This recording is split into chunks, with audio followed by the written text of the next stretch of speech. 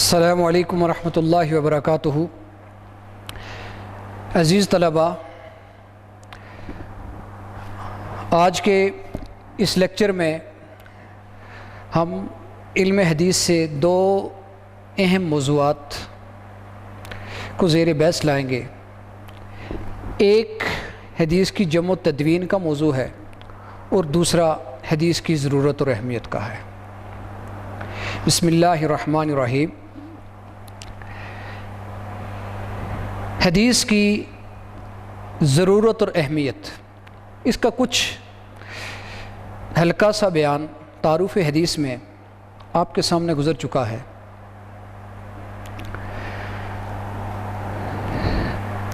دیکھیں، حضور صلی اللہ علیہ وسلم کے جتنے ارشادات تھے، جو بھی فرامین تھے، جو بھی آپ کی سیرت ہے، آپ کے اعمال اور افعال ہیں، وہ سارے کے سارے امت کے لیے رہنمائی کا درجہ رکھتے ہیں، امت کے لیے قابل اتباع، قابل تقلید ہیں، وہ دین ہیں، وہ دین ہیں۔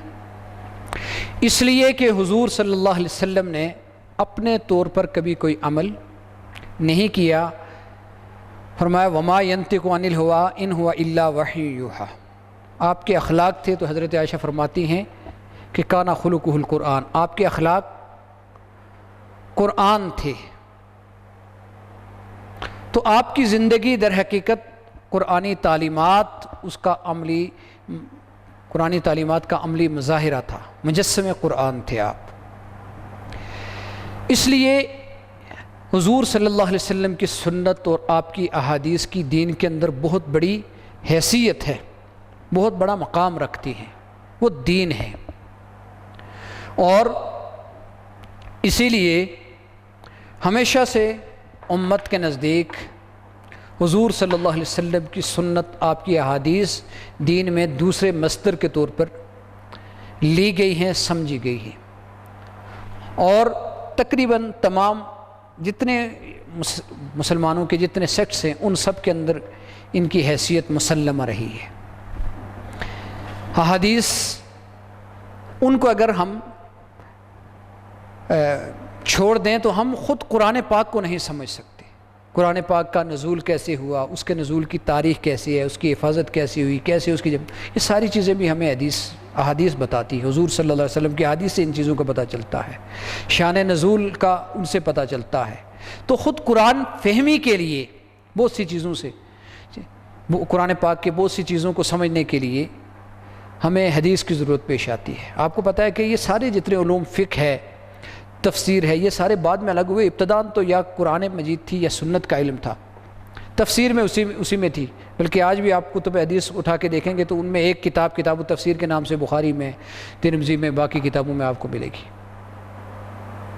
اسی سے بعد میں الگ سے مستقل تفاسیر، کیونکہ صحابہ کرام ساری آیات کے بارے میں تو نہیں پوچھتے تھے، لیکن بعض اوقات کچھ الفاظ، کوئی معنی، کوئی فکر، کوئی بات ایسی سمجھنے والی ہوتی تھی، حضور سے پوچھتے تھے اور اس کی تشریح حضور فرما دیتے تھے۔ ان کو احادیث کی صورت میں کتاب و تفسیر میں جمع کر دیا لوگوں نے۔ اسی لیے کہا یہ جاتا ہے کہ قرآن پاک سمجھنے کے لحاظ سے اور عمل کرنے کے لحاظ سے سنت کا محتاج ہے، سنت کا محتاج ہے۔ اس کی مثال آپ کے سامنے یوں رکھے جس سے حدیث کی ضرورت اور اہمیت ہمارے سامنے واضح ہوتی ہے کہ دیکھیں، قرآن پاک میں نماز پڑھنے کا حکم دیا گیا اور اس کی چند چیزہ چیزوں کا ذکر کیا گیا۔ سجدا و قیاما، رکوع کا ذکر، ورکعوا مع الراکعین، رکوع کا ذکر ہے، سجدے کا ذکر ہے، قیام کا ذکر ہے۔ لیکن کچھ اوقات کا ذکر ہے، اقیم الصلاۃ لدلوک الشمس الی غسق اللیل۔ لیکن اب نماز کن اوقات میں، کن آداب، کن شرائط کے ساتھ شروع کی جائے، کتنی رکعتیں، کیسے پڑھی جائیں، یہ پوری تفصیل آپ کو قرآن پاک میں کہیں نہیں ملے گی۔ پورا نظام صلاۃ، نماز کو جو قائم کرنے کا حکم دیا وہ قائم کر کے حضور صلی اللہ علیہ وسلم نے بتایا۔ اوقات کی تشریح ہو، رکعات کی ہو، نماز ٹوٹتی کیسے ہے، کون سے امور اس کے اندر فرائض کا درجہ رکھتے ہیں، کون سے واجب ہیں، کون سے مکروہ ہیں، وغیرہ وغیرہ۔ نماز کے مفسدات کون کون سے ہیں، رکعات کتنی ہیں، کیسے جماعت سے ادا کرنی ہے، یہ تمام تر تفصیل قیام میں کیا پڑھنا ہے، رکوع میں کیا پڑھنا ہے، تشہد میں کیا پڑھنا ہے، سجود میں کیا کہنا ہے. جیسے حدیث میں آتا ہے نا، حضور نے جب یہ صورت نازل ہوئی سبح اسم ربک الاعلی فرمایا، یہ سبحان ربی الاعلی یہ سجدے میں کہا کرو. تو یہ جب آیت تھی فسبح بسم ربک العظیم جو 2 صورتوں کے آخر میں آتی، فرمایا کہ اس کو اپنے رکوع میں رکھا کرو. تو یہ ساری تعلیم ہمیں سنت سے ملتی ہے، ورنہ ایک رکعت نماز قرآن پاک سے آپ اس طرح نہیں ثابت کر سکتے چہ جا کے پورا کتاب الصلاۃ، نظام صلاۃ اس کو قائم کیا جائے. اسی طرح زکوٰۃ کی مثال لے لیجئے، مختلف اشیاء میں اس کی شرح کتنی ہے، زکوٰۃ ادا کرنے کا تو حکم ہے، اس کی شرح کیا ہے، کیسے اس کا پورا کیسا نظام وضع کیا جائے گا، وہ ہمیں سنت سے پتہ چلتا ہے. حج کے تمام احکامات وہاں سے پتہ چلتے ہیں، روزے کے وہاں سے پتہ چلتے ہیں، نکاح طلاق کے وہاں سے پتہ چلتے ہیں، تجارت کے وہاں سے پتہ چلتے ہیں، خصومات میں فیصلے کے وہاں پہ پتہ چلتے ہیں، سیاست کے، معیشت کے، معاشرت کے جتنے بہت سی تفاصیل آپ کو سارے آداب وہ سنت کی کتابوں میں ملتے ہیں، کیونکہ یہ خود حضور کے فرائض منصبی میں سے تھا. لِتُبَيِّنَ لِلنَّاسِ مَا نُزِّلَ إِلَيْهِمْ. تو حدیث کی بہت بڑی دین کے اندر ضرورت ہے، اہمیت ہے.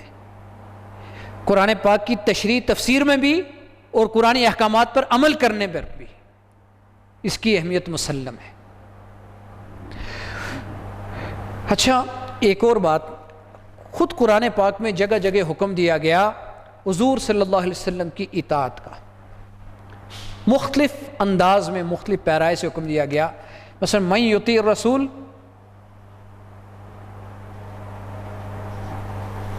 فقد اطاع اللہ، جس نے رسول کی اطاعت کی اس نے اللہ کی اطاعت کی. اطیعوا اللہ و اطیعوا الرسول،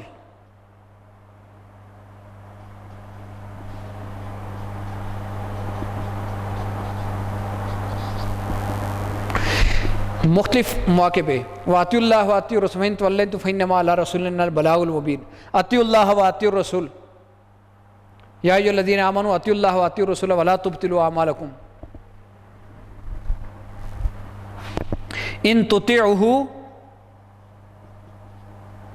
تہتدوا، اگر تم رسول کی اطاعت کرو گے تو ہدایت پاؤ گے.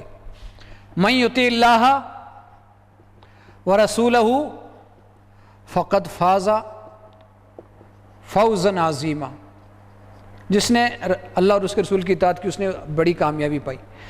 مختلف پیرائے وما آتاکم الرسول فخذوہ وما نہاکم عنہ فانتہوا، جو تمہیں اللہ کے رسول حکم دیں، وما آتاکم الرسول، جو تمہیں اللہ کے رسول دیں، فخذوہ اس کو لے لو، وما نہاکم عنہ جس سے تمہیں روکیں، فانتہوا تو اس سے رک جاؤ. اب جگہ جگہ رسول کی اطاعت کا حکم دیا گیا ہے. اب حضور کے زمانے میں تو حضور جو لوگوں کو حکم دیتے تھے اس کو بجا لاتے تھے. آج کے دور میں رہتی دنیا تک قرآن پاک میں جو یہ اطاعت رسول کا حکم ہے اس پر عمل کی سوائے اس کے اور کیا صورت ہو سکتی ہے کہ حضور کی سنت کو، حضور کی سیرت کو سمجھا جائے، پڑھا جائے اور اس کی اطاعت کی جائے، حضور کی سنتوں کی پیروی کی جائے، حضور کی سنت کی پیروی کی جائے.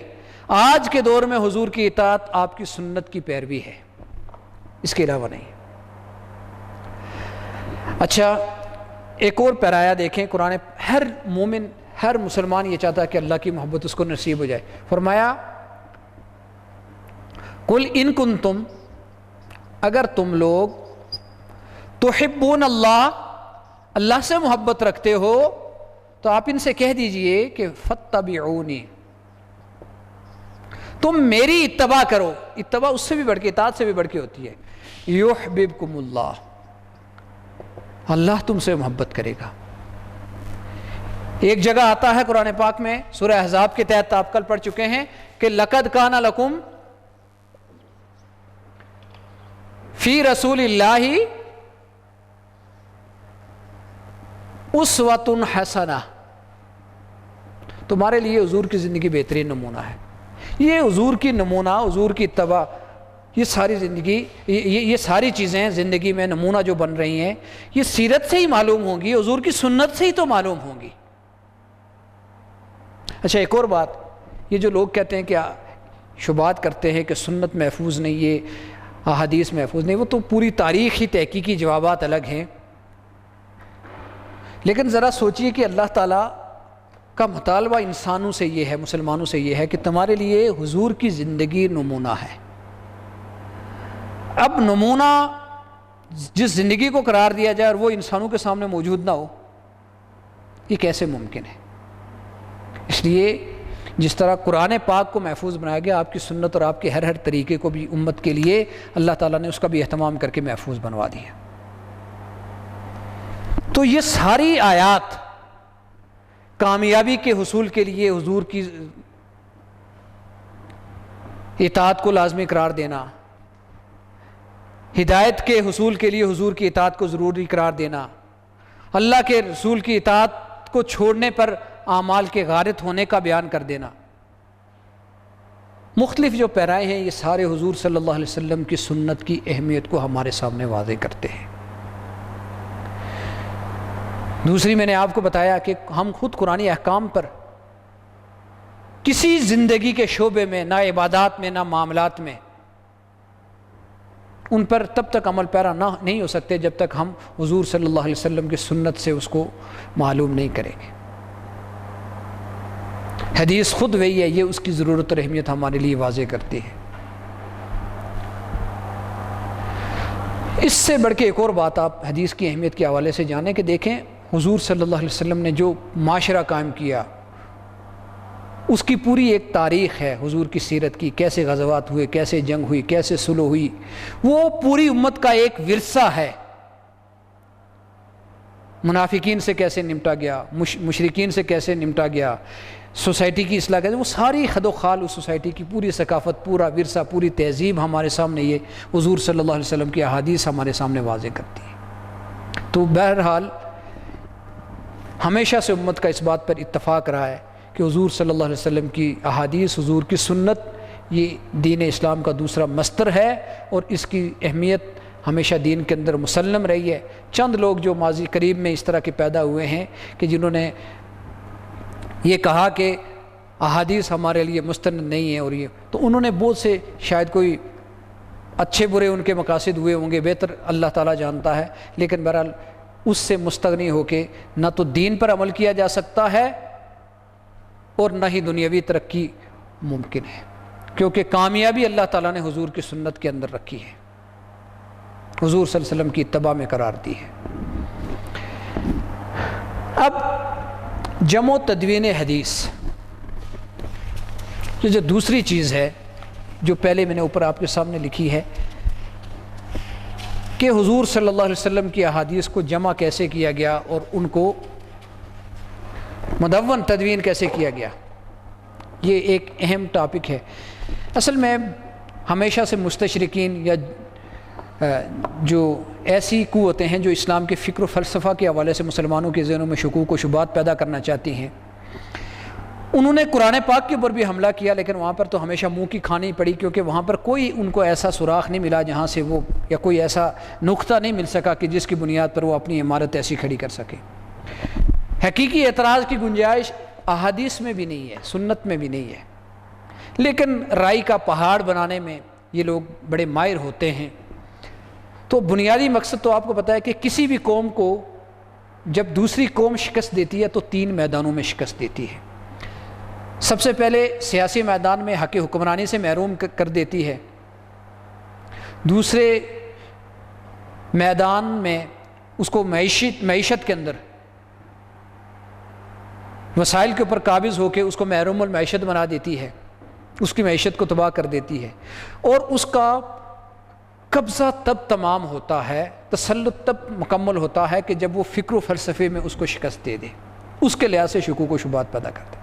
ورنہ اگر سیاسی میدان میں شکست ہو کے وہ حکمران بن جائیں، ان کو سیاسی ادارے جتنے بھی امور سلطنت ہیں وہ خود چلانے لگیں، معیشت میں ان کو بے شک وہ کر لیں، اگر ان کو اپنے فکر و فلسفہ پر کسی قوم کو اعتماد ہے اپنے نظریے کے اوپر، اور تو وہ دوبارہ کھڑی کر دیں گے۔ یہ عمارت ہے نا، اگر اس کی انجینئر کے ذہن میں اس کا پورا خد و خال موجود ہے، کوئی بھی چیز بنائی گئی ہے، مشین تباہ ہو جاتی ہے، دوبارہ بنا دی جائے گی، لیکن اگر اسی کے وہی گنجلک ہو جائے، وہی ذہن کے اندر موہوم ہو جائے، تو پھر دوبارہ دوبارہ چیز تعمیر نہیں کی جا سکتی۔ اسی طرح اگر مسلمانوں کا جو ان کا اصل مصادر قرآن ہے، حدیث ہے، اس کے اوپر اعتماد اور اس کے جو ان کی روشنی میں، ان کے اصولوں کی روشنی میں جو نظام سیاسی، معاشی، معاشرتی وضع ہوتا ہے، اگر وہ واضح ہے، اس کے اوپر اعتماد موجود ہے، تو دوبارہ نظام اپنی کمزوریوں کو دور کر کے کبھی بھی قائم کیا جا سکتا ہے۔ لیکن اگر وہی اس فکر پر ہی اعتماد نہ رہے، شکوک و شبہات پیدا ہو جائیں اور یہ سمجھنے لگے کہ پتہ نہیں یہ چیز صحیح بھی ہے یا نہیں، آیا اس میں ہمارے لیے ترقی ممکن ہے یا نہیں، تو ایسی صورت میں دوبارہ احیاء اور دوبارہ نظام کو قائم کرنے کی گنجائش باقی نہیں رہتی۔ تو اس مقصد کے پیش نظر بڑے منظم انداز میں مناظرے کروائے گئے، کتابیں لکھوائی گئی، طرح طرح کے اعتراضات کیے گئے، اور یہاں پر سب سے زیادہ ٹارگٹ احادیث کو کیا گیا۔ اعتراضات تو بہت سے کیے جاتے ہیں، لیکن وہ بات بنیادی طور پر وہی ہوتی ہے اور نئے انداز میں کر دی جاتی ہے۔ بنیادی اعتراض ایک دو ہی ہیں، اور ان میں سے پہلا اعتراض یہ ہے کہ حضور صلی اللہ علیہ وسلم کی احادیث محفوظ نہیں ہے جی، وہ بعد میں لکھی گئی، بعد میں لکھی گئی۔ اب یہ ہمارے بھی بہت سارے جو ان سے متاثر یا شاید ان کے ذہن میں یہ بات ہو کہ ہم فکری طور پر اگر یورپ کے قریب چلے جائیں تو ہم بھی ترقی کر لیں، اگر ان کے بارے میں اچھا گمان رکھا جائے، وہ بھی یہی اسی طرح کے اعتراضات کرتے ہیں کہ احادیث محفوظ نہیں ہیں جی، اس لیے کہ حضور نے احادیث لکھنے سے منع کیا تھا۔ اور مزے کی بات یہ ہے کہ ان کے لیے دلیل بھی حدیث سے پیش کرتے ہیں، جس طرح باقی حدیثیں محفوظ ہے وہ حدیث بھی ویسے محفوظ ہے۔ وہ حضرت ابو سعید خدری کی حدیث روایت کرتے ہیں کہ حضور نے فرمایا لا تکتبوا عنی غیر القرآن من کتبہ فلیمحہ، مجھ سے قرآن کے علاوہ کچھ نہ لکھو، جس نے لکھا وہ مٹا دے۔ بھائی تو یہ جو ابتداً اس کا جواب محدثین نے پہلے دے دیا علوم میں کہ حضور صلی اللہ علیہ وسلم نے ابتداً لکھنے سے منع کیا تھا۔ کیوں لکھنے سے منع کیا تھا؟ بہت سی وجوہات تھیں۔ ایک تو لکھنے کے وسائل کم تھے، لکھنے کے وسائل کم تھے نا، آج کل کی طرح آدھا جتنے ہوتے ہیں ادوات اور جتنے بھی جو وسائل ہیں لکھنے پڑھنے کے، وہ اس طرح وافر نہیں تھے، لکھے پڑھے لوگ کم تھے۔ تو کہا کہ سنت ویسے ہی عمل میں محفوظ ہے، عربوں کے یہاں ویسے بھی ان کا حافظہ قوی تھا، تو کہا قرآن پاک لکھ لیا کرو، حدیث کو لکھو نا۔ دوسرا بعض کہتے ہیں کہ یہ اندیشہ تھا کہیں لوگ ابتداً قرآن و حدیث میں فرق نہ کر سکیں، خلط ملط نہ ہو جائے۔ اور جہاں پر یہ حدیث ہے اس کو بھی دیکھیں دیانتداری ان لوگوں کے، انہوں نے وہ بھی حدیث محفوظ کی کہ حضور نے ایک موقع پہ ہمیں یہ فرمایا تھا۔ لیکن دوسری وہ بھی تو احادیث ہمارے سامنے موجود ہیں جہاں پہ حضور نے لکھنے کی اجازت دی، ہمارے پاس اس کے ثبوت موجود ہیں۔ مثلا عبداللہ ابن عمرو ابن عاص کے بارے میں حضرت ابو ہریرہ فرماتے ہیں کہ مجھ سے زیادہ کسی کے پاس حضور کی احادیث نہیں تھی سوائے عبداللہ ابن عمرو ابن عاص۔ عمرو ابن عاص جو مشہور فاتح مصر ان کے بیٹے تھے، یہ جلیل القدر صحابی تھے، اپنے والد عمرو ابن عاص سے پہلے مسلمان ہوئے تھے۔ وہ فرماتے ہیں کہ مجھ سے زیادہ کسی کے پاس احادیث نہیں تھی سوائے عبداللہ ابن عمرو ابن عاص کے، وہ لکھتے تھے میں لکھتا نہیں تھا۔ اور انہی پر اعتراض کیا نا ایک دفعہ کفار نے، اور پھر انہوں نے جا کے حضور سے پوچھا کہ وہ لوگ اعتراض کرتے ہیں کہ تم حضور کی اربات کو لکھتے ہو، حالانکہ حضور خوشی میں بھی ہوتے ہیں، ناراضگی میں بھی ہوتے ہیں، ناراضی میں بھی ہوتے ہیں۔ تو حضور صلی اللہ علیہ وسلم نے فرمایا کہ اکتب، لکھا کرو، قسم اس ذات کی جس کے قبضے میں میری جان ہے، اس زبان سے حق کے علاوہ کچھ نہیں لکھتا۔ نبی کے بارے میں یہ تصور نہیں کیا جا سکتا کہ وہ غصے میں یا خوشی میں اعتدال سے ہٹ کے بات کرے۔ عام بندہ کر لیتا ہے، غصے میں سخت بات کہہ دیتا ہے جو عدل سے ہٹی ہوئی ہوتی ہے، لیکن نبی کے بارے میں ایسا ممکن نہیں۔ تو حضور نے کہا لکھو۔ اسی موقع پہ ایک موقع پہ آپ نے حرم کی حرمت کے اوپر خطبہ دیا، ابو شاہ یمنی نے کہا مجھے لکھوا دیجیے، حضور نے کہا لکھو۔ اکتبوا لی ابی شاہ کو لکھ کے دے دو یہ۔ اسی طرح جب فتوحات آگے بڑھی، مختلف علاقوں میں عاملین مقرر کیے گئے، تو زکوٰۃ کے احکامات آپ نے لکھوائے، وہ احادیث ہی تھی نا، لکھوا کے بھیجے، بادشاہوں کو خطوط لکھے۔ اگر قرآن کے علاوہ کچھ لکھنے کی اجازت نہیں تھی تو وہ ساری چیزیں کیسے لکھی جاتی؟ تو خود حضور کے زمانے میں احادیث کو لکھنے کا آغاز ہو گیا تھا۔ بعد میں جب لکھنے پڑھنے کے وسائل زیادہ ہوئے تو خود لوگ اپنے طور پر لکھنے لگے۔ حالانکہ حفاظت صرف لکھنے پہ موقوف نہیں ہوتی۔ میں نے آپ کے سامنے ابھی کہا کہ حضور نے وہاں پر جو معاشرہ تشکیل دیا، اس میں ہر عمل عملی طور پر محفوظ ہو گیا، ہر عمل حضور کی ہر سنت عمل میں محفوظ ہو گئی، وضو سے لے کے نکاح تک، امور سلطنت جہاد سے لے کے تو ادنا سے ادنا کام، سونے تک، کھانے پینے تک، جانوروں سے کیسے معاملہ ہوگا ذبح کرنے کا، ان تک کوئی شعبہ ایسا نہیں کہ عملی طور پر محفوظ نہ ہو۔ اور پھر نئے لوگ حضور کے بعد، صحابہ کرام میں سے بہت سے لوگوں نے لکھا، اس کے بعد حضور کے بعد تابعین کا دور آیا، معذرت حضور صلی اللہ علیہ وسلم کے دنیا کے جانے کے بعد صحابہ کا دور آیا، اس میں تابعی اس شخص کو کہا جاتا ہے جس نے ایمان کی حالت میں صحابی سے ملاقات کی۔ وہ سے تابعین جب وہ تھے حضور کے جانے کے بعد، جن لوگوں نے صحابہ کے ہاتھوں پر اسلام قبول کیا، فتوحات ہوئی نا حضرت عمر فاروق کے دور میں، پھر حضرت عثمان کے دور میں فتوحات ہونے لگی، بہت سی دیگر اقوام اسلام میں داخل ہوئیں، تو وہ بے شمار لوگ ایسے تھے جو اسلام میں داخل ہوئے اور تابعین کہلائے۔ اب اسلام میں داخل ہونے کے بعد چونکہ حضور کا قریب زمانہ تھا، وہ حضور کے ہر عمل، مختلف باتوں کو جاننے کی کوشش کرتے تھے، صحیح کرتے تھے، تمنا تھی، تڑپ تھی، وہ صحابہ سے قرید کے سنتوں کے بارے میں، حضور کے اقوال کے بارے میں پوچھتے تھے، اور بہت سارے لوگوں نے پھر اس دور میں مجموعے مرتب کیے۔ صحابہ کرام جو مختلف علاقے فتح ہوئے نا، مصر میں گئے، وہاں پہ ایک مستقل ایک مدرسہ قائم ہوا، مدرسے سے مراد وہاں پر جہاں پر بیٹھتے تھے صحابہ، اور ان کے آگے تابعین، شاگرد، پھر ان کے بعد آگے اسی طرح بصرہ میں، کوفہ میں، یہ مراکز بنے علم حدیث کے۔ مصر میں، مکہ میں، مدینہ میں لوگ آتے تھے۔ آپ کو پتہ ہے کتنے پھر تابعین کے دور میں کتنے لوگ تھے جنہوں نے حضور صحابہ کرام سے حضور صلی اللہ علیہ وسلم کی احادیث کو لیا اور ان کو محفوظ بنایا۔ حضرت علی، ان کے پاس نیام میں انہوں نے لکھ کے رکھا ہوتا تھا، لوگوں کو وہ دکھایا کہ اس کے اندر وراثت کے فلاں فلاں احکامات موجود ہیں۔ اسی طریقے سے ابو ہریرہ کا، آپ کو پتہ ہے کہ سب سے زیادہ جو احادیث کو روایت کیا حضرت ابو ہریرہ نے کیا، ان کے جو شاگرد حمام ابن منبہ،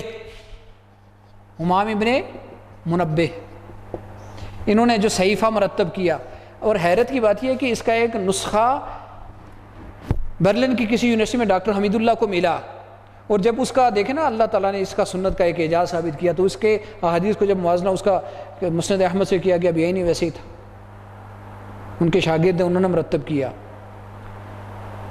بہت سے ایسے صحابہ کرام تھے کہ جن سے احادیث لی گئیں اور آگے جو ہے وہ ان کے مجموعے مرتب کیے گئے۔ حضرت عبداللہ ابن عمرو بن عاص کا جو مرتب کردہ جو صحیفہ تھا، اس کو صحیفہ صادقہ کہا جاتا ہے، صحیفہ صادقہ کہا جاتا ہے، جو انہوں نے مرتب کیا۔ اس کے ساتھ اور بہت سارے لوگوں نے، بہرحال یہ مختلف جو مقامات تھے جہاں پر صحابہ کرام گئے، انہوں نے وہاں پر لوگوں کو حضور صلی اللہ علیہ وسلم کی احادیث کے بارے میں بتایا، حضور صلی اللہ علیہ وسلم کی سنتوں کے بارے میں بتایا، حضور کے شمائل بتائے، لوگوں نے وہ لکھے محفوظ کیے۔ حضرت عبداللہ ابن عباس کی جمع کردہ احادیث کا مجموعہ ان کے خاندان والوں کے پاس موجود تھا۔ حضرت ابو صدیق نے ایک مجموعہ مرتب کروایا تھا 500 احادیث کا، بعد میں وہ جو آپ کو پتہ ہے نا نئی تھی، اس کی یعنی ایک بہت احتیاط کے طور پر اس کو انہوں نے خود ضائع کروا دیا تھا۔ ابو موسیٰ اشعری نے حضرت عمر کے خطبے جمع کیے، اور بھی بہت سارے لوگ حضرت اسی طریقے سے یعنی بہت سے اس طرح ابو موسیٰ اشعری تھے، اسی طرح سلیمان ابن حرب تھے، انہوں نے مجموعہ مرتب کیا تھا۔ یہ سارے ایسے لوگ تھے کہ جنہوں نے صحابہ کرام سے آگے ان کے مجموعوں کو مرتب کیا۔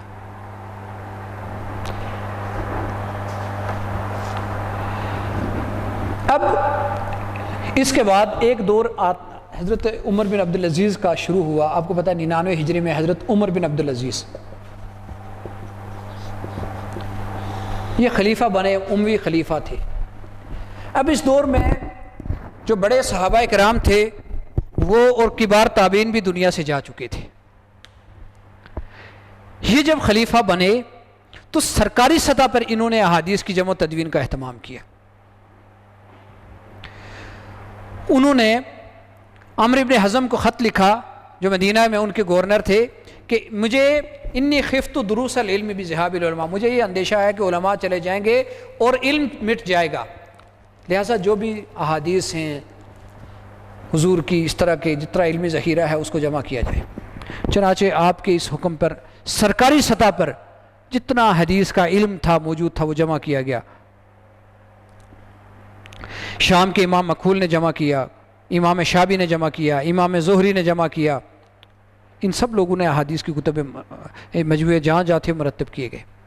اچھا ایک بات آپ ذہن میں رکھیں کہ جب ابتداً کوئی کسی چیز کو جمع کیا جاتا ہے تو وہاں پر غث و سمین کی، کھرے کھوٹے کی پہچانے کی جاتی ہے، جو چیز ہوتی ہے وہ جمع کر دی جاتی ہے۔ چنانچہ یہ جو مجموعے مرتب ہوئے نا، تو اس میں مرفوع حدیث بھی تھی، صحابہ کے آثار بھی تھے، تابعین کے فتاوے بھی تھے، وہ ساری چیزیں جس چیز سے متعلق تھیں وہ ساری جمع کی گئی، بڑے بڑے مجموعے مرتب کیے گئے۔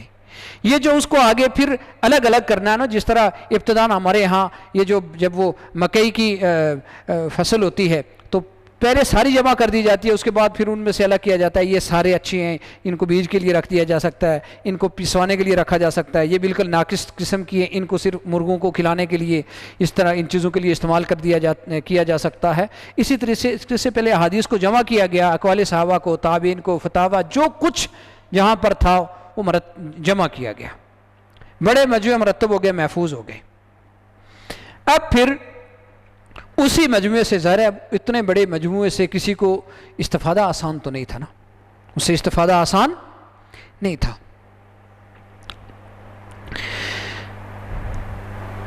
اب مدینہ کے علم کو، مدینہ چونکہ وہ شہر تھا جس کو حضور نے آباد کیا تھا، علم سے لبریز تھا، وہ سنت، وہ طریقے سارے محفوظ تھے وہاں کے، چنانچہ وہاں کے جتنا علم تھا، تعامل اہل مدینہ، ان کا عمل، ان کے طریقے، اس کو امام مالک نے محفوظ کیا۔ امام مالک کی موطا امام مالک مشہور ہے۔ اسی طرح آپ کو پتا ہے کہ عبداللہ ابن مسعود تھے، وہ کوفے میں آباد ہوئے تھے، حضرت عمر فاروق نے ان کو وہاں پر آباد کیا تھا، حضرت علی وہاں گئے اور انہوں نے کہا کہ اللہ ابن مسعود کے اوپر رحم کرے، انہوں نے اس شہر کو علم سے بھر دیا، ان کا پورا جتنا ذخیرہ تھا اس کو آگے ان کے آگے شاگرد ابراہیم نخعی، حماد، اور پھر اس کے بعد حضرت امام ابو حنیفہ اور ان کے آگے شاگردوں نے ان کو محفوظ کیا۔ اسی طرح امام اوزاعی تھے، انہوں نے بہت سی چیزوں کو ان کو محفوظ کیا۔ آپ کو پتہ ہے بنو عباس کے ابتدائی دور کے اندر بھی وہ موجود تھے، بنو امیہ کے دور میں موجود تھے۔ تو یعنی جتنا یہ علم تھا یہ مختلف لوگوں نے اس کو محفوظ کر دیا، اور پھر مختلف طرح کی کتابیں مرتب کی۔ اب مدینہ والوں کا کیا عمل ہے، عملی طریقے کیا ہیں، موطا امام مالک میں مل جائیں گے۔ کوفہ والوں کے کیا ہیں، کتاب الاثار میں، اور امام ابو یوسف کے جو اعمالی ہیں ان کے اندر مل جائیں گے۔ پھر اس کے بعد ایک اگلا دور آتا ہے جو علم حدیث کے حوالے سے سنہری دور کہلاتا ہے، تیسرا دور آتا ہے۔ اس کے اندر بڑے بڑے محدثین پیدا ہوئے، اور جو میں نے ابھی آپ کے سامنے رکھی نا یہ بات کہ 3 طرح کی احادیث کی کتب میں نے آپ کو بتائی تھی، کہ جرح و تعدیل کی کتابیں بھی تھی، احادیث کے بڑے بڑے مجموعے بھی تھے، یہ مرتب کیے گئے۔ اور یہ جو جرح و تعدیل کی کتابیں تھیں اور یہاں پر جو احادیث کے مجموعے تھے، انہی کے اندر اصول حدیث کی پیروی کی جاتی تھی، اور وہاں سے کشید کر کے علم حدیث اگرچہ وہ بعد میں مرتب کیا گیا، اصول حدیث وضع کیا گیا، کیونکہ ان اصولوں کو ہمیشہ پیش نظر محدثین نے رکھا، انہی کو پیش نظر رکھتے ہوئے قواعد جرح و تعدیل بعد میں وضع کیے گئے۔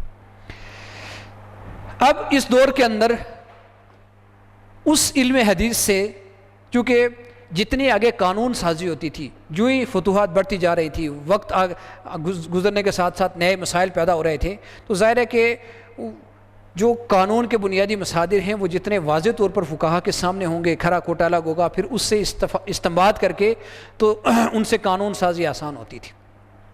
لہٰذا یوں سمجھ لے کہ محدثین اور فقہا یہ دونوں در ایک ہی تھے، ایک مرحلے کا کام کرتے تھے، دوسرے مرحلے کا کام کرتے تھے۔ تو محدثین نے اتنا بڑا جو تراث مجموعہ مرتب ہو چکا تھا، اس میں سے یہ کیا کہ مرفوع حدیث کو الگ کیا، صحابہ کی آثار کو الگ کیا، تابعین کے فتاوے کو الگ کر دیا، پھر جتنے روات تھے ان کے حالات زندگی ان کو قلم بند کر کے ان پہ جرح و تعدیل کر کے بتایا کہ فلاں کی مرویات قابل قبول ہیں، فلاں کی نہیں ہے۔ یہ سارا کام مجموعہ جمع ہونے کے بعد ذرا ممکن تھا۔ اب پھر مزید اس سے علم حدیث سے، سنت سے استفادہ آسان بنانے کے لیے مختلف اعتبار سے اس کو جمع کیا گیا۔ کسی نے یہ کیا کہ صرف صحیح احادیث کو جمع کیا، کسی نے صحیح اور ضعیف یا حسن جتنی بھی ہیں لیکن وہ فقہا کے نزدیک معمول بھی ہیں، ان پر عمل کیا جاتا ہے، ان کو الگ کیا۔ بعض نے صحابہ کی مسانید کو الگ الگ مرتب کیا، مختلف، تاکہ لوگوں کے لیے استفادہ آسان ہو، انہوں نے ایسا کیا۔ بڑے بڑے محدثین اور ان کے آگے نام آتے ہیں، شعبہ بن حجاج ہیں، اسحاق ابن راوے ہیں، علی ابن مدینی ہیں، یحییٰ ابن معین ہیں، امام احمد ابن حنبل ہیں، عبد الرحمن ابن ابی حاتم ہیں۔ بہت سے ایسے محدثین ہیں جنہوں نے مختلف ادوار میں، یہ جو سیاہ ستہ سے پہلے کام کرنے والے لوگ تھے۔ عبد الرزاق ہیں جن کی مصنف پہلے سے موجود ہے، مصنف عبد الرزاق ہے۔ تو بہرحال یہ لوگ تھے جنہوں نے علم حدیث کے اندر بڑا کام کیا۔ اس کے بعد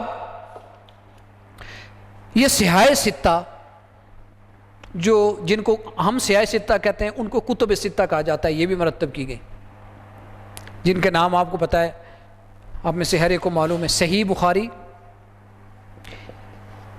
آپ کو اس کا تفصیلی نام بتا چکا ہوں آپ کو، امام ابو عبداللہ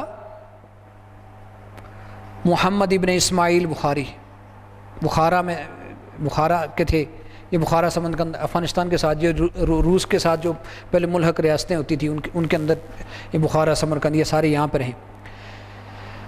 194 سے 256 تک رہے۔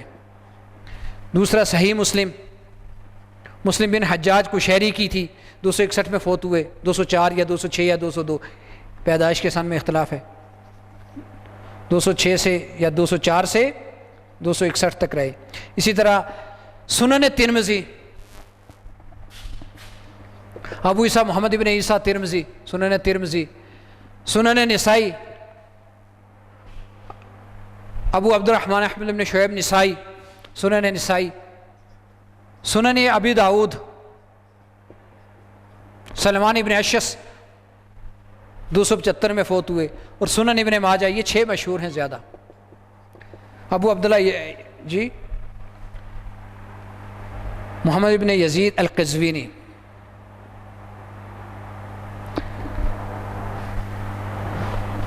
دو سو 72 میں فوت ہوئے، امام نسائی 279 میں فوت ہوئے۔ بہرحال یہ سارے یہ 6 کتابیں مشہور ہیں، ورنہ بے شمار احادیث کی کتابیں ہیں۔ مسند احمد ہے، مصنف عبد الرزاق ہے، مسند ابی یعلا ہے، مستدرک امام حاکم ہے، مصنف ابن ابی شیبہ ہے، اس کے بعد آپ سنن دارمی ہے، بعد میں مستخرجات ہیں، اور بھی بہت سی احادیث کی کتابیں ہیں، موطا امام مالک ہے۔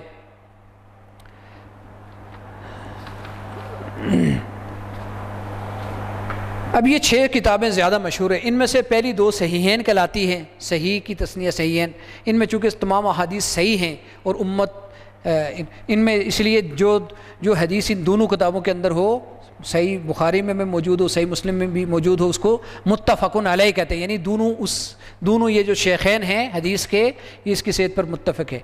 اس کے بعد باقی جو 4 سنن ہیں، ان کے اندر جو بیشتر احادیث ہیں، تقریباً 80-85% احادیث صحیح ہیں، اور وہاں ان میں بھی جس حدیث کے اندر کوئی ضعف ہوتا ہے، کوئی اس کے اندر علت ہوتی ہے، تو اس کو وہ لوگ بیان کر دیتے ہیں۔ آپ سنن ترمذی دیکھیں تو وہ ہر حدیث کا حکم بیان کرتے ہیں، حدیث حسن صحیح ہے، حسن غریب ہے، صحیح حسن صحیح ہے وغیرہ وغیرہ، وہ ہر حدیث کے اوپر پورا کلام کرتے ہیں۔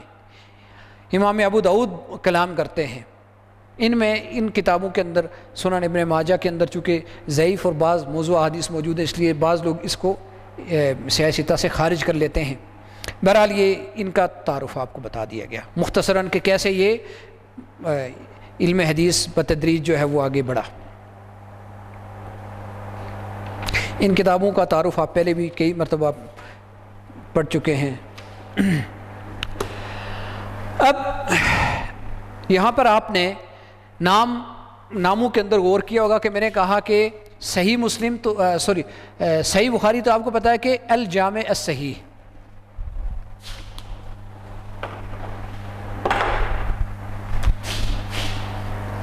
الجامع الصحیح مختصر نام اور تفصیلی نام آپ کو بتا دیں۔ جامع کہا جاتا ہے، سنن کہا جاتا ہے، مسند کہا جاتا ہے، مستدرک کہا جاتا ہے، مستخرج کہا جاتا ہے،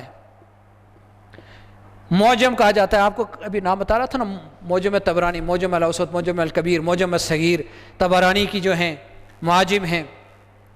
تو یہ مختلف نام کیوں ہیں؟ 40 ہے، جز ہے، جز رفع الیدین ہے، یا المفرد ہے، جز یا مفرد. یہ آپ کتب احادیث کو دیکھیں تو یہ مختلف طرح کے ان کے نام ہیں. اسی طریقے سے کتب تخریج ہیں، کتب اطراف ہیں، تحفۃ الاشراف وغیرہ جس طرح ہے. یہ کیوں مختلف نام ہیں؟ تو یاد رکھیں محدثین نے، میں نے آپ کو کہا کہ ایک بڑے مجموعے احادیث سے لوگوں کے استفادہ کو آسان بنانے کے لیے، لوگوں کے لیے استفادہ کو آسان بنانے کے لیے یوں کیا کہ مختلف طریقوں سے احادیث کو جمع کیا.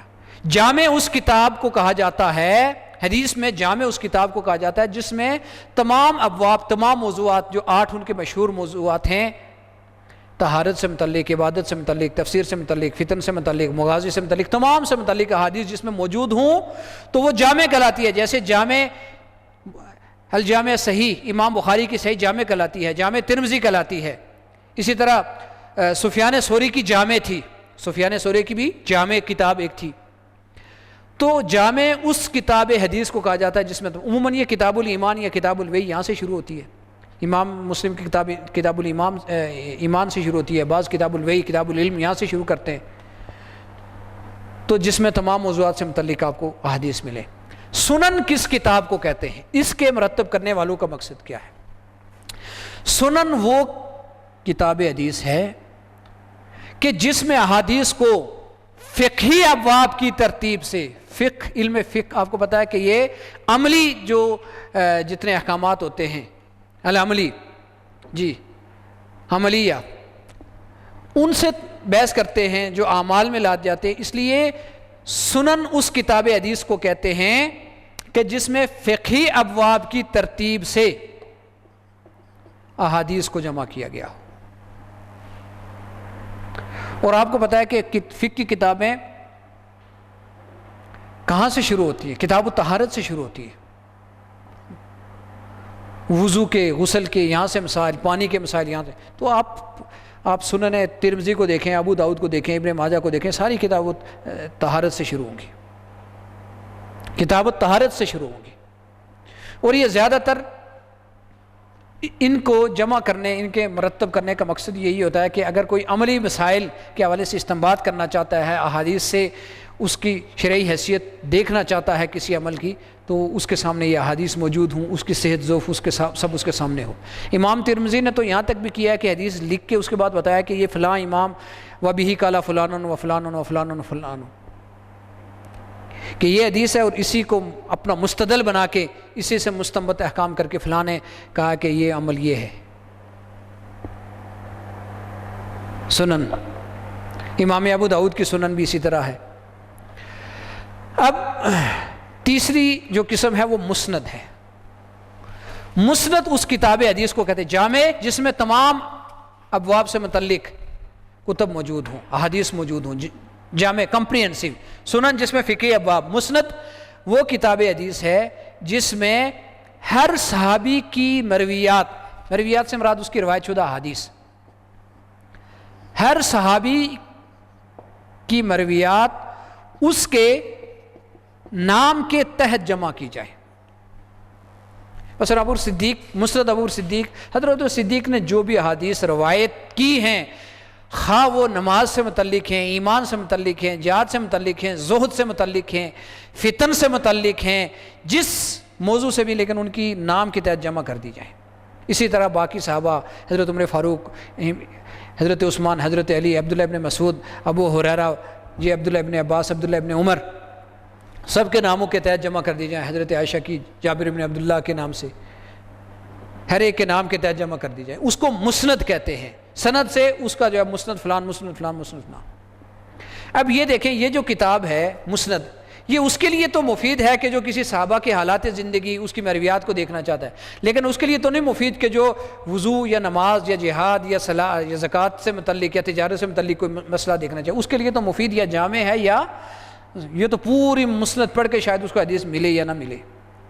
لیکن جو صحابہ کے حالات زندگی دیکھنا چاہے، ان کی مرویات دیکھنا چاہے، ان کے آگے شاگرد اس طرح کی اس میدان میں تحقیق کسی وجہ سے کرنا چاہے، تو اس کے لیے مسند مفید ہے. وہ کتابیں مفید نہیں ہیں. اسی طرح مستدرک کس کو کہتے ہیں؟ استدراک کہتے ہیں کسی کا جو بچا رہا ہوا کام ہے نا اس کو پورا کر لینا. ہوتا یہ ہے اس میں کہ ہر محدث اپنی کتاب کے اندر کچھ نہ کچھ شرائط مقرر کرتا ہے اس کے اندر احادیث کو لانے کے لیے، لیکن بعض اوقات یہ بھی ہوتا ہے نا کہ اس کی شرائط پر کچھ اور احادیث پوری اترتی ہوتی ہیں لیکن وہ نہیں لا سکتا. تو مستدرک کا مطلب یہ ہے کہ وہ اس کے رہے ہوئے کام کو پورا کر رہا ہے. مستدرک امام حاکم، تو ان کی کتاب کا نام ہے المستدرک یا مستدرک علی الصحیحین. المستدرک نام ہے اس کو کہتے ہیں مستدرک علی الصحیحین.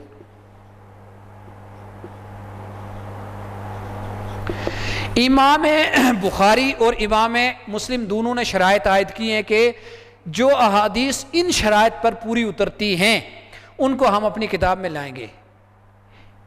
میں کہہ رہا ہوں امام حاکم نے یہ کیا اپنے دعوے کے مطابق. ان کا دعویٰ ہے کہ وہ احادیث وہ اس کتاب کے اندر لے کے آئے مستدرک کے اندر کہ جو امام بخاری اور امام مسلم کی شرائط پر پوری اترتی تھی لیکن انہوں نے ان کی تخریج نہیں کی، اپنی کتاب کے اندر ان کو روایت نہیں کیا. لم یخرجاہ، انہوں نے اس کو نہیں نکالا. ہر ایک کی حدیث کے بارے میں وہ بتاتے ہیں یہ فلاں کی شرط پر صحیح ہے، یہ مسلم کی، یہ دونوں کی شرط پر صحیح ہے، یہ مسلم کی شرط پر پوری اترتی ہے، یہ بخاری کی شرط پر پوری اترتی ہے، لیکن انہوں نے اس کی تخریج نہیں کی، انہوں نے اس کی تخریج نہیں کی. قطع نظر اترتی ہے یا نہیں اترتی وہ تو الگ بات ہے، وہ مستقل امام ذہبی نے اس کے اوپر بحث الگ سے کی ہے، وہ تحقیق کا موضوع. لیکن بہرحال آپ یہ سمجھیں کہ مستدرک وہ کتاب حدیث ہوتی ہے جس میں کوئی کتاب والا کسی دوسرے امام کی شرائط پر پوری اترنا والی ان احادیث کو لے کے آتا ہے جو وہ نہیں نکال سکے. مثلا اس کی مثال ایک اور سمجھیں کہ ہم کہیں جی کہ جو طلباء اس میرٹ پر پورے اترتے ہیں، جو اتنے نمبر لیتے ہیں وغیرہ وغیرہ اس میرٹ پر پورے اترتے ہیں، ان کو کالج میں ہم داخلہ دیں گے. ہم اس میرٹ پہ 400 طلباء پورا اترتے تھے، ہم 150 کو داخلہ دے سکے، باقی 250 رہ گئے. دوسرا کالج والے کہیں جی کہ جو ان کی شرائط ہیں ان پر جو پورا اترتے ہیں ان کو ہم داخل دیں گے تو وہ دوسرا کالج مستدرک کہلائے گا. سمجھ آ گئی بات آپ کو؟ تو یہ مستدرک میں یہ باقی وہ الگ بات ہوتی ہے کہ وہ آگے اس کی لحاظ رکھ سکیں یا نہ رکھ سکیں، وہ بات الگ ہے. اسی طرح مستخرج یہ ہوتا ہے کہ ایک شخص کتاب لکھتا ہے اپنی شرائط کے مطابق. جب وہ کتاب لکھ لیتا ہے تو دوسرا آدمی بھی اس کی تمام روایت کرتا احادیث کو بھی وہ بھی اپنی کتاب میں لکھ لیتا ہے، لیکن سند اپنی سے لکھتا ہے. اپنی سند سے وہ تمام احادیث کو لکھ لیتا ہے کہ جو کسی دوسرے نے نکالی ہیں. جیسے امام مسلم اور امام بخاری نے جو احادیث نکالی ہیں، ابو عوانہ نے وہ ساری احادیث لے کے آئے لیکن اپنی سند سے. ممکن ہے کہ وہ ان کے استاد یا استاد کے استاد کے اندر شریک ہوں لیکن ان سے روایت نہیں کی ہوئی. مستخرج کا بھی بہت بڑا فائدہ ہوتا ہے. یہ فائدہ مجھے تب سمجھ آیا جب لوگوں نے کہا جی ممکن تھا کہ بخاری میں مسلم میں لوگوں نے اپنی طرف سے شامل کر لی ہوں. تو دیکھیں نا مستخرج سے اس پہلی کتاب پر بھی ایک تو زیادہ ہو جاتا ہے نا، اس پر بھروسہ زیادہ ہو جاتا ہے کہ یہی حدیث فلاں نے بھی روایت کی ہوئی ہے، فلاں نے بھی روایت کی ہوئی ہے. تو مستخرج ان پر بھی بھروسے کو اور بڑھا دیتا ہے. اس کی اپنی اس کتاب کی بھی جو ہے وہ اس کے اوپر جو اعتماد ہے اس میں اضافہ ہوتا ہے. اس کا بھی مستخرج ہے. موجم مسند سے ملتی جلتی چیز ہے، لیکن موجم میں ہوتا کیا ہے کہ وہاں پر تو صحابہ کے ناموں کے تحت حدیث جمع کی. یہاں پر جو صاحب کتاب ہوتا ہے نا اس کے اپنے جو اساتذہ ہوتے ہیں ان کے ناموں کو عموماً وہ یعنی الفابیٹکلی جس کو کہتے ہیں نا کہ حروف تعجیب موجم کے لحاظ سے ان کے نام مرتب کیے. مثلا آپ کے کسی کے 100 اساتذہ ہیں، 100 کے نام لکھے الفابیٹکلی حروف تعجیب کے لحاظ سے، اور جس سے جو احادیث روایت کی ہیں، جس سے جو احادیث اس کو ملی ہیں ان کے ناموں کے تحت جمع کی. پہلے اسفار کرتے تھے، مختلف لوگوں سے احادیث لیتے تھے نا، تو جتنے ان کے 100 ہو گئے، 1000 ہو گئے، جتنے ان کے اساتذہ ہوتے تھے جن کے وقف کی ہوتی تھی، ہر ایک سے جو حدیث لی اس کا نام لکھا اور لکھ دی. اس کا بھی بڑا فائدہ ہوتا ہے مختلف لوگوں کے حالات زندگی دیکھنے میں، مرویات کو دیکھنے میں، تحقیق کرنے میں فائدہ ہوتا ہے. اس کے علاوہ بعض یہ دیگر کتابوں سے زائد احادیث بھی مل جاتی ہیں. ہر ایک کتاب کے اپنے جو ہے ہوتے ہیں وہ میزات ہوتے ہیں، اس کی خصوصیات ہوتی ہیں. اسی طریقے سے اور اربعین کسی بھی موضوع پر یا کسی خاص موضوع پر اپنی پسندیدہ 40 احادیث جمع کرنا. اربعون 40 کو کہتے ہیں. حضور صلی اللہ علیہ وسلم کا ایک جو تھا نا وہ فضیلت تھی جو حدیث میں بیان کی گئی ہے ایسے لوگوں کی کہ فرمایا میری امت میں سے جو شخص دینی مسائل سے متعلق 40 حدیث جمع کر دے گا تو کل زمرہ علماء فقہاء میں اٹھایا جائے گا۔ بعض روایات میں آتا ہے کہ میں اس کی سفارش کروں گا۔ اس حدیث کے پیش نظر ہر دور میں اپنے اپنے طریقے سے لوگوں نے احادیث کو جمع کیا۔ ان میں 40 نووی بڑی مشہور ہوئی، اس کی اپنی خصوصیات ہیں، وہ یہاں پر بیان کرنے کا موقع نہیں ہے۔ مفرد یا جز اس کو کہتے ہیں کہ کسی ایک خاص موضوع سے متعلق احادیث جمع کی جائیں، جیسے امام بخاری نے الادب المفرد جز رفع یدین، یہ جز یا مفرد اس کو کہتے ہیں کہ کسی ایک خاص موضوع سے متعلق جتنی احادیث ہیں وہ ساری جمع کر دی جائیں۔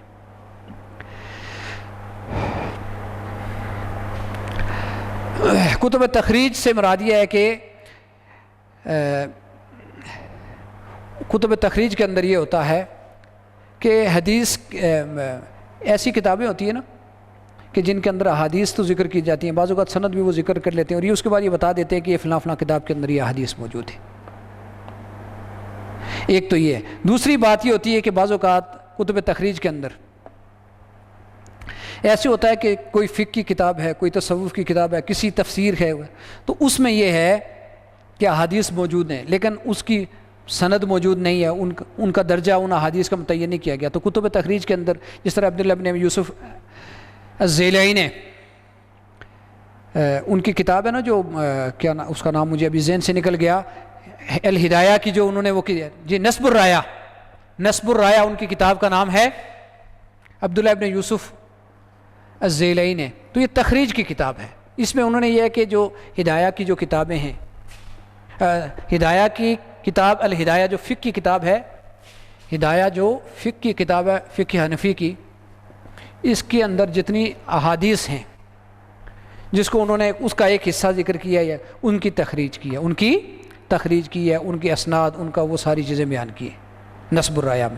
اسی طرح اور بھی کوئی کتاب بہت سی کتابیں ہوتی ہیں، تفاسیر ہوتی ہیں، مثال کے طور پر احیاء علوم ہے، اس کے اندر بہت سی احادیث ذکر کرتے ہیں، ان احادیث کی تخریج کرنا فلاں فلاں بڑی یعنی بنیادی مصادر میں وہ حدیث موجود ہے اور اس کا یہ حکم ہے، اور تفاسیر کے اندر جو احادیث ہیں ان کی تخریج کرنا، یہ کتب تخریج کہلاتی ہیں، یہ کتب تخریج کہلاتی ہیں۔ مجموع الزوائد خود کتاب تخریج ہے، مجموع الزوائد ہے نا، تو اس میں یہ انہوں نے وہ احادیث تخریج کی ہیں جو فلاں جو بنیادی 6 کتابیں یا ان سے ہٹ کے تو جو باقی مسانید اور اس طرح کی بعض کتابوں میں جو سیاہ ستہ سے علاوہ ہے نا، ان کی تخریج انہوں نے مجموع الزوائد کے اندر کر دی ہے، وہ حدیث نکالی ہیں۔ پھر وہاں پر بعض روایات کے اوپر انہوں نے بحث کی ہے کہ یہ ویسا ہے، تو وہ بڑی اہم کتاب ہے، کیونکہ اس کو وہاں پر ایک ہی کتاب کے اندر جو سیاہ ستہ کے علاوہ باقی حدیث ہیں وہ ساری اس کو مجموع الزوائد کے اندر مل جائے گی۔ کتب تخریج، کتب اطراف میں یہ ہوتا ہے کہ ایک حدیث کی مشہور طرف ایک خاص جو سطر ہوتی ہے جو اس کی مشہور ہوتی ہے، جیسے صلو کما رأیتمونی اصلی، وہ لکھ لی الفابیٹکلی، اس طرح حدیث کی اطراف لکھ لیں اور اس کے بعد وہاں پر وہ اشارے دے کے بتا دیتے ہیں صحیح بخاری میں، مسلم میں، فلاں فلاں فلاں کتاب میں، فلاں باب میں، فلاں صفحہ، فلاں جلد کے اندر یہ حدیث موجود ہے، پوری اس کی آگے تفصیل بیان کر دیتے ہیں۔ لیکن اس کے لیے وہ ظاہر ہے رموز لکھ لیتے ہیں، بخاری کے لیے خا، مسلم کے لیے میم، نسائی کے لیے یہ لکھ لیں گے، ابو داؤد کے لیے دال لکھ لیں گے وغیرہ وغیرہ، اس کے وہ 10 کتابوں میں سے اس کی نشاندہی کر لیتے ہیں۔ اسی طریقے سے اور بھی کتب احادیث کی اور بھی بہت ساری اقسام ہیں، تو یہ جو کچھ مشہور اقسام ہیں یہ آپ کے سامنے ذکر کر دی ہیں۔ تو اب انشاءاللہ اگلے سبق کے اندر ہم جو منتخب احادیث ہیں آپ کے سلیبس کے اندر ان کو اپنے مطالعہ کے اندر آئیں گے۔ السلام علیکم ورحمۃ اللہ وبرکاتہ۔